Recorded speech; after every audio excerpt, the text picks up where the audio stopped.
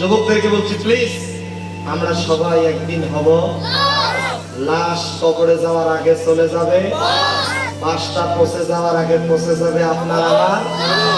কিসের এত অহংকার ভাই, কিসের এত দাম্ভিকতা? পৃথিবীতে এসেছিলাম যেভাবে যেতে হবে।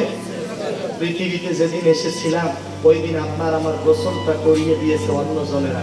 আবার যেদিন পৃথিবী থেকে বিদায় নেব ওই দিন আপনার আমার গোসলটা করিয়ে দিবে অন্য জনেরা। নিজের গোসল নিজে করার মতো ক্ষমতা থাকবে না, শক্তি থাকবে না।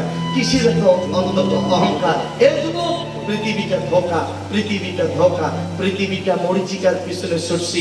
আমি বলছি এই দেখেন, খুব মনোযোগ। মা, বাবা, স্ত্রী, সন্তান, স্বামী, কাছের জন, প্রিয়জন, আপনজন, বন্ধু, বান্ধব, বান্ধবী মারা যাওয়ার পর একজনও আপনার সাথে কবরে যাবে না। অন্ধকার কবরে অনন্তকাল একাই পড়ে থাকবেন। তবে